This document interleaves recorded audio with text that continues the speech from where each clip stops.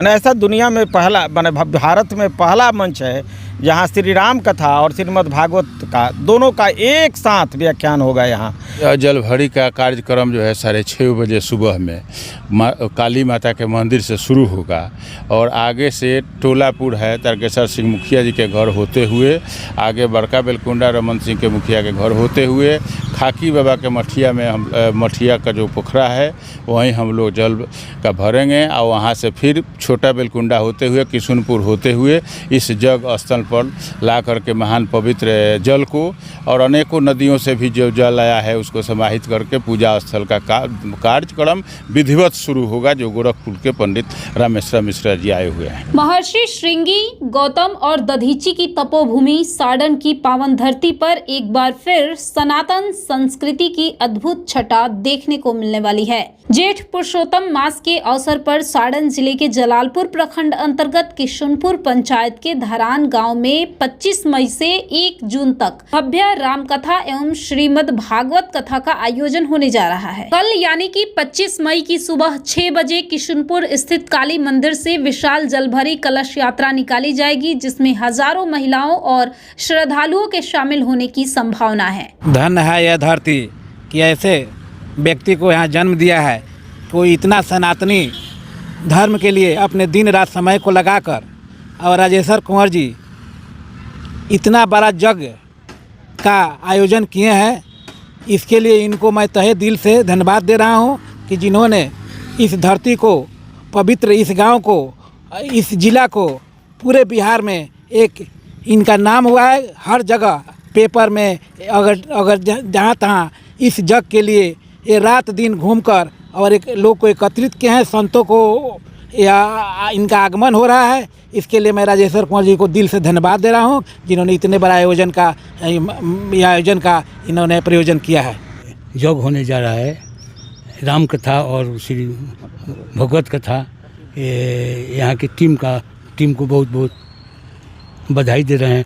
Appeal कर रहे हैं कि अधिक से अधिक लोग आकर ये राम कथा को सुनें। मैं इस सनातन वैदिक संस्कृति को बढ़ावा देने के लिए राजेश्वर कुंवर जी ने जो इस यज्ञ के माध्यम से आयोजन किया है, इसके लिए उनको पहले धन्यवाद देता हूँ।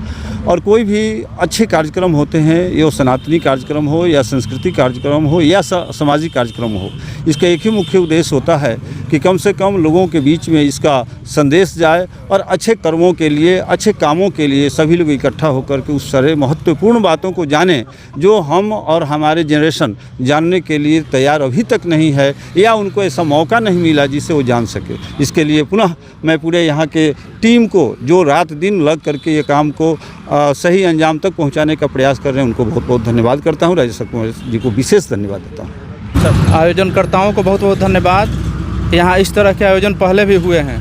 रामभद्राचार्य आज से कुछ वर्ष पहले यहाँ आए थे और इस बार तो 3 महान संत हम लोगों की धरती पर आ रहे हैं। इसके लिए मैं एक बार पुनः आयोजनकर्ताओं को धन्यवाद देता हूँ और लोगों से अपील करूँगा कि अधिक से अधिक संख्या में इस यज्ञ में शामिल हों और कथा का रसपान करें।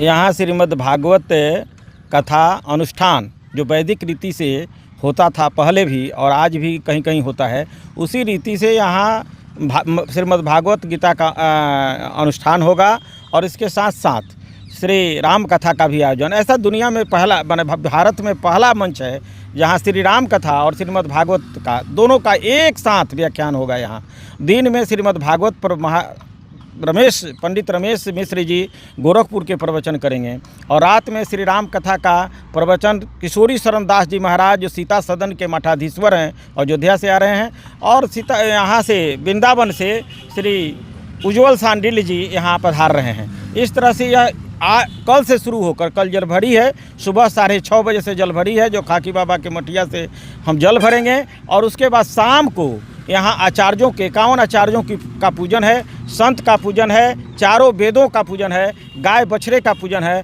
और अपने अतिथियों का हम मंच से आशीर्वाद दिलवाएंगे अपने अतिथियों का। ऐसा उसके बाद कार्यक्रम का विधिवत उद्घाटन होगा। इसमें सभी गण्यमान्य लोग जिला से और बिहार भर से लोग आ रहे हैं। इस तरह से हमारा यह इस किशुनपुर धरान की धरती, पवित्र धरती पर यह आयोजन हुआ है। वो महर्षि सांडिल्य द्वार, यहाँ 3 द्वार बनाए गए हैं। मुख्य इस कथा स्थल का जो दरवाज़ा है इसका नाम है वेद महर्षि वेद व्यास द्वार। और ये वेद व्यास जी नहीं रहे तो भारत की कोई कल्पना नहीं कर सकता, क्योंकि भारत की जो संस्कृति सनातन संस्कृति है उसको रेखांकित करने का काम अगर किसी ने किया है तो महर्षि वेद व्यास ने किया है। और एक वाल्मीकि द्वार है जो बाएं साइड में, मेरे मंच के ठीक बाएं साइड में है वाल्मीकि द्वार। और वाल्मीकि जी प्रथम इस दुनिया के सबसे पहले कवि का नाम है जो वियोगी होगा वह पहला कवि, आह से निकली होगी गान, निकल कर आँखों से चुपचाप बही होगी कविता अनजान। ऐसे कविता मैथिली शरण गुप्त ने लिखा है उनके बारे में। तो इस तरह से वैसे महर्षि को हम याद किए हैं उसके द्वारा। और महर्षि सांडिल्य को याद करने का मतलब है कि हमारा जो यह किशुनपुर और हरिहरपुर के जो परिवार है ये सांडिल्य महर्षि सांडिल्य के ही परिवार से आते हैं। इसलिए उस चित्र को रेखांकित करने के लिए मैंने महर्षि सांडिल्य को वहाँ स्थापित किया है। और मेरी एक कल्पना है कि महर्षि सांडिल्य के द्वार पर एक बड़ा गेट वहाँ हम बनाने की आज ही कल्पना कर रहे हैं और भगवान चाहेंगे तो वह भी पूरा होगा। और इसमें हम सभी भाई बहनों से निवेदन करते हैं कि ज़्यादा से ज़्यादा संख्या में आकर किशुनपुर की धरती को तो पवित्र करें ही, अपने जीवन को भी धन्य बनाएं।